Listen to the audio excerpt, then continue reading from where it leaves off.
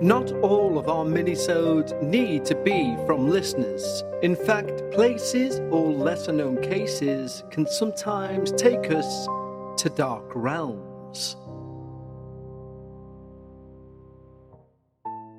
Hello everyone and welcome to the first episode of Dark Realms. The minisodes we began putting out during Halloween on a Monday seem to gain both a lot of interest but also a lot of support from our existing listeners. And so I proudly welcome you all to something which is here because of you. You asked for it to continue, and therefore, like I say, this is your show, and therefore it has. It has not and will not replace the minisode you receive on a Wednesday. We're not changing the title of that. It will remain a dark minisode, and they will solely be listener submissions. Whereas Dark Realms allows us to look at the broader spectrum of the paranormal. It allows us to look at maybe places as opposed to cases. And that's not to say we won't be looking at any paranormal cases. We will, but hopefully there'll be some lesser known ones.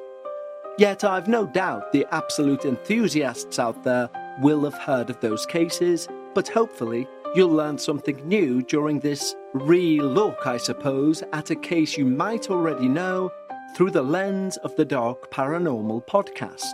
As always, our Patreons will have received this episode a few days before anyone else and ad-free. So if you'd like to join them, head over to patreon.com/The Dark Paranormal. There are very few genuinely mysterious places that when you walk around that area or that town, you get that distinct sense you're surrounded by some sort of fog of thick, penetrating energy, like a dark history. And the town, which holds the thing we will talk about today, has that sort of vibe. I was fortunate enough to live there for a few months, and it is one of the most welcoming places in the world. And truthfully, if you are looking for a town of dark beauty, there is no better place, I believe, than the town of Edinburgh, Scotland. It's a town which literally seems to be crawling with ghosts, or at the very least, indescribable darkness. Yet, as I say, the architecture, the way the city is laid out, it is one of the most beautiful places I think I've ever been. But today we're not going to be talking about beauty, we're going to be talking about the Edinburgh Vaults.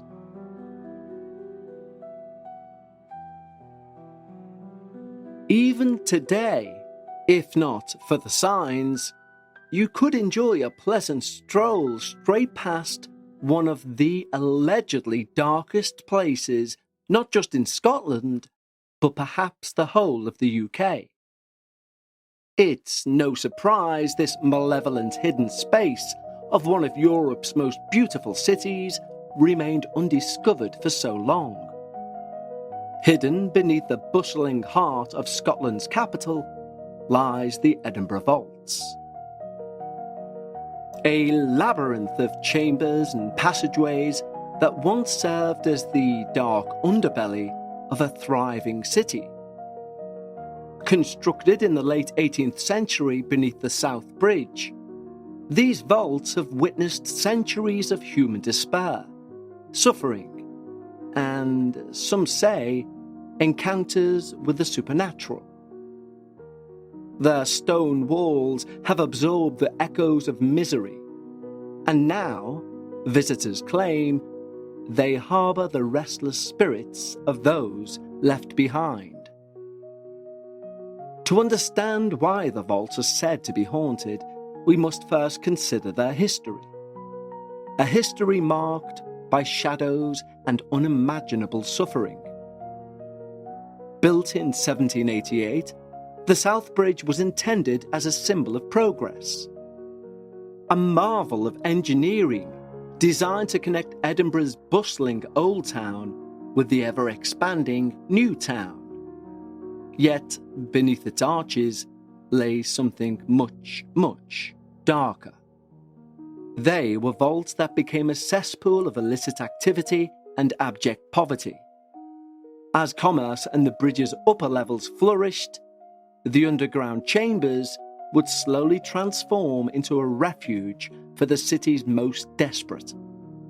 A place where Edinburgh's unwanted could vanish, unseen and unheard.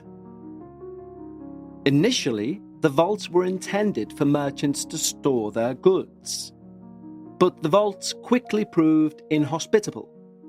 Water would seep through the stone, creating damp, stifling conditions that would turn the storage rooms into dripping, darkened cells.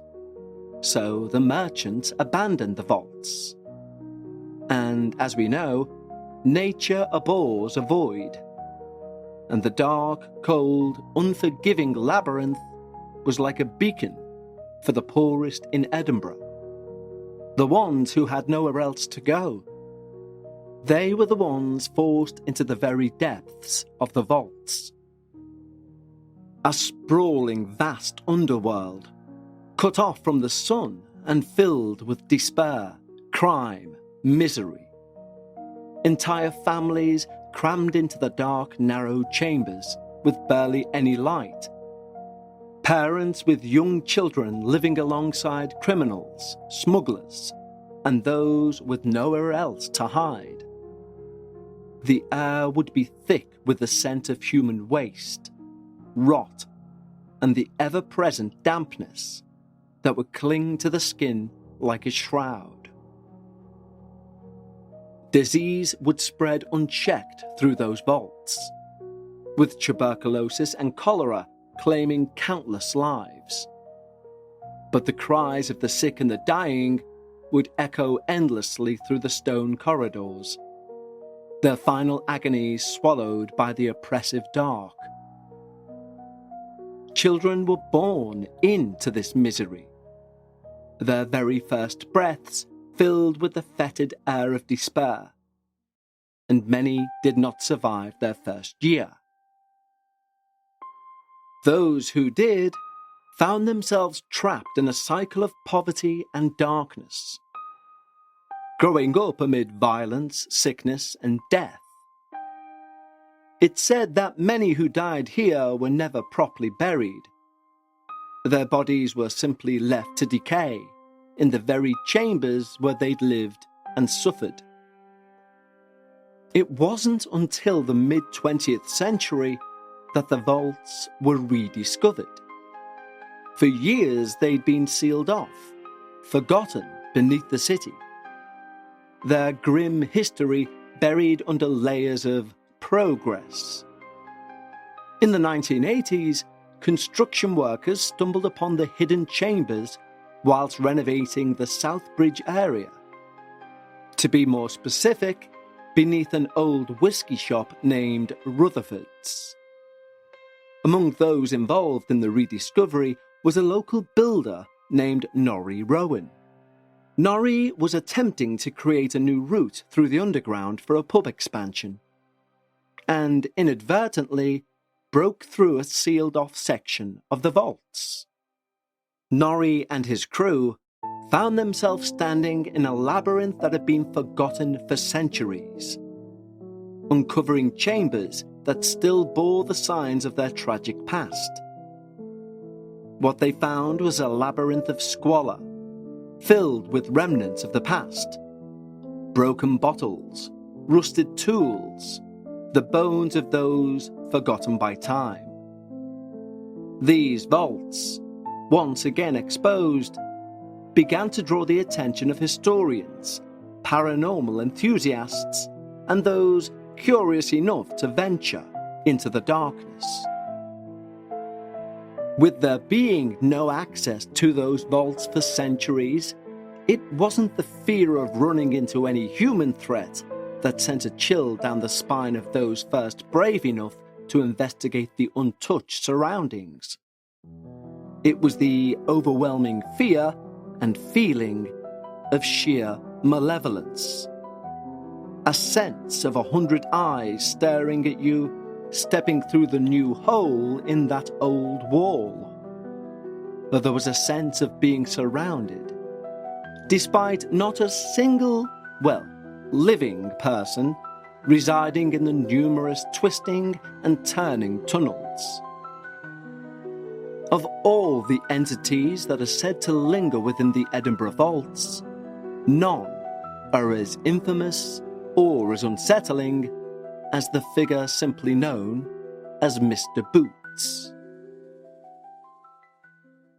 Let's take a quick break in proceedings to talk to you about the holiday season and the M word. Not mistletoe, money. Because food, decorations, presents, they don't come for free, and at this time of year, everyone knows to the last digit what is in their bank account. Well, I know I do anyway, and when I get my statement in January, I look and think, I didn't need to go out then, I didn't need to buy that, I didn't need to buy as many of those. And I kick myself and say, next year you'll do something better with your money. And that was me rinse and repeat until last year when I actually did. Now, you'll have heard me talk about acorns before, and there's a reason for it, because acorns make it easy to start automatically saving and investing for you, your kids, your retirement, even during the holidays. You don't need to be an expert. Acorns will recommend a diversified portfolio that matches you. And you don't need a ton of time. You can create your Acorns account and start automatically investing your money in just 5 minutes. And you don't need to be rich. Acorns let you get started with the spare money you've got right now. That could be $5 a day or just even your spare change. That's right, Acorns can round every purchase you make up to $1 and automatically invest that spare change for you. So if you buy a coffee on the way to work, that's investing. And you can get bonus investments just for buying the stuff you need from the brands you love. The change I said I made last year, well, I looked at all the excess I would have spent and I invested it. And believe me, guys, that's why Acorns are so important. And I'll be doing the same this year, because when you look at your statement in January and you see you've invested money instead of wasting it, it's a great feeling. So head over to acorns.com/dark paranormal or download the Acorns app to start saving and investing for your future today. Paid non-client endorsements. Compensation provides incentive to positively promote Acorns. Investment involves risk. Acorns Advisors LLC, an SEC registered investment advisor. View important disclosures at acorns.com/dark paranormal. Spark something uncommon this holiday with just the right gift from Uncommon Goods. If you haven't finished your holiday shopping yet, don't panic. We've got a secret source of incredible original gifts, and that's Uncommon Goods. They've got unique hand-picked gifts for everyone on your list, all in one spot. Gifts that spark joy, wonder, delight,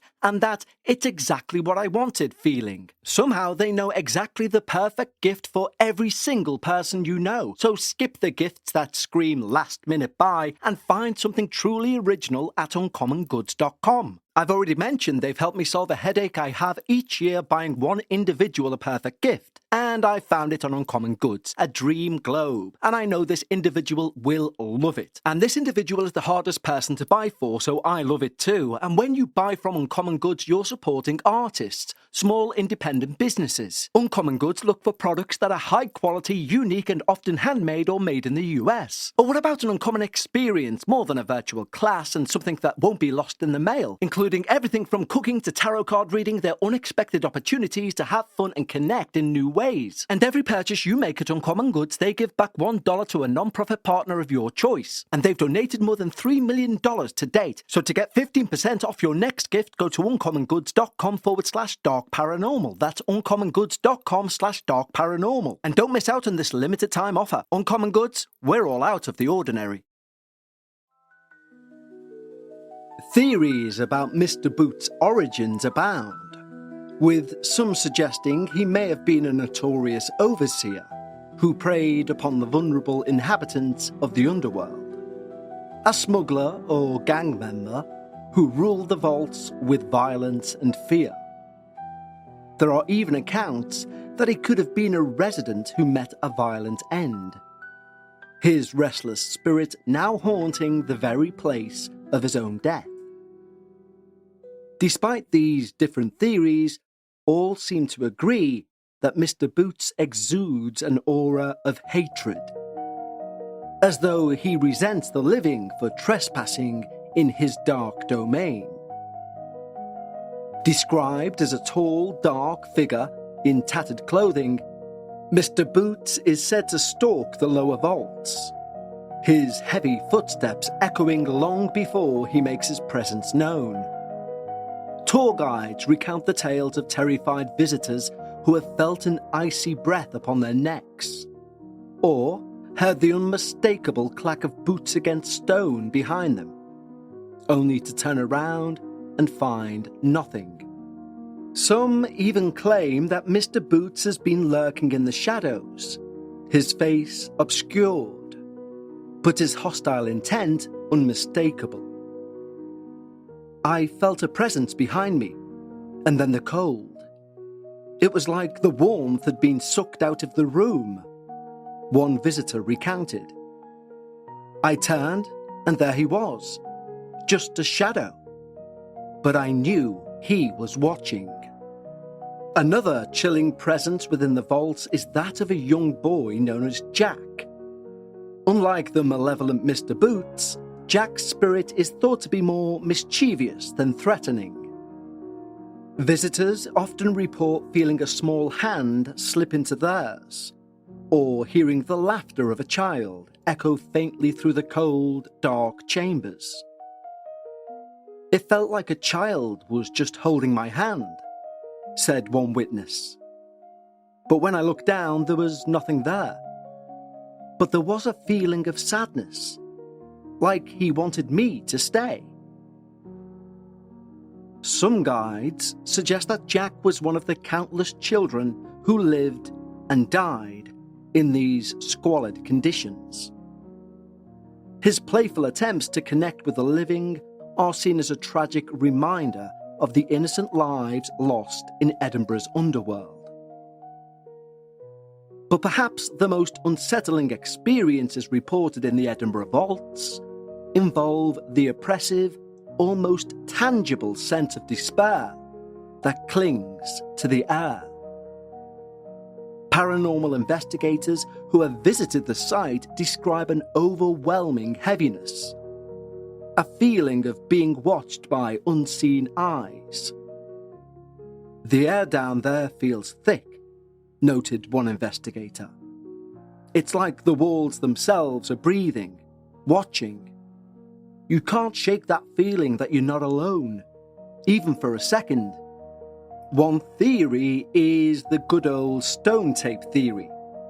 The idea that the walls of the vault themselves have absorbed the intense emotions of those who once lived there. Their fear, their desperation, their anger, creating an atmosphere so charged that it manifests as a paranormal presence. It's not uncommon for visitors to feel suddenly nauseous or overwhelmed by sadness, as if the emotions of the past are reaching out to them from beyond the grave. There are also tales of darker rituals conducted within the vaults. In the mid-20th century, stories began circulating about occult groups using the underground chambers for ceremonies intended to summon or bind spirits. These rituals were said to involve a variety of disturbing practices, including blood sacrifices and the invocation of malevolent entities. Witnesses claim to have seen hooded figures entering the vaults late at night, their faces covered and strange guttural chants echoing throughout the chambers. There are accounts from former workers who recall strange symbols painted on the walls, remnants of candles and other ritualistic items scattered across the floor. One particular chilling theory suggests that these occult groups attempted to summon powerful spirits and bind them to the location, either for protection or for control. Such rituals, whether real or imagined, are said to have left a spiritual scar on the area, further enhancing its reputation as one of the most haunted locations in Edinburgh. Some paranormal researchers believe that these rituals may have inadvertently opened a portal between worlds, allowing entities to cross over and linger.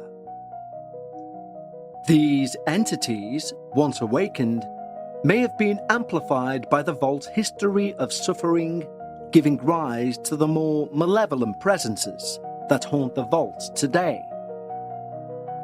One documented case involves an individual known as Robert Taylor, who claimed to have participated in one such ritual during the 70s. Taylor later recounted his experiences to a local journalist. He described the oppressive atmosphere of the vaults as unlike anything on Earth. He spoke of hearing disembodied voices, feeling an overwhelming sense of dread, and witnessing a dark figure materialize within the ritual circle. It was as if the darkness itself had taken form, Taylor stated. We all ran. I've never set foot in those vaults again. Such accounts, whether anecdotal or documented, have only contributed to the vault's fearsome reputation. Many believe that these dark ceremonies have infused the vaults with a potent, sinister energy, one that continues to resonate, creating an atmosphere that's as terrifying as it is tangible. One particularly disturbing account involves a group of paranormal enthusiasts who decided to spend the night within the vaults. According to their testimony, the group experienced a number of strange events. Objects moving on their own, the temperature suddenly dropping, and one member of the group felt as though they were being strangled by invisible hands. I couldn't breathe, one participant later recalled. It felt like someone had their hands around my throat, but no one was there. I thought I was going to die. The experience clearly left them shaken, and several of the participants later reported recurring nightmares and a sense of being followed long after they left the vaults. The Edinburgh vaults are a place where history and legend intertwine, creating a narrative both compelling and deeply unsettling. Whether you believe in the paranormal or not, you cannot deny the vault's dark past and the lingering aura of fear and despair that seems to emanate from the very walls. The spirits said to haunt this subterranean labyrinth serve as a chilling reminder of the lives that were lived and lost in the shadows beneath Edinburgh's streets. Today, the vaults are a popular destination for ghost tours, attracting visitors from around the globe, eager to experience the thrill of the unknown. As you descend into the darkness, guided only by the dim light of a lantern, you may find yourself wondering, are the stories true? Is there someone really lurking in the shadows, watching, waiting? And if you should do so and hear the echo of footsteps that aren't your own, or you feel an inexplicable chill in the air, remember, the vaults are a place where the past is never truly at rest, and some doors, once opened, can never be closed. YouTube is covered with paranormal investigations of the Edinburgh vaults, and I would strongly suggest you root one of them out. Some of them are the typical jump and scare and run at anything type of video, others are more serious. But the one thing you do get to see within all of them are the vaults themselves. And for that, these videos alone are worth at least a short watch. But for now, we say goodbye to the Edinburgh vaults and the wonderful city of Edinburgh itself. And we will return again next Monday for another trip to the Dark Realm.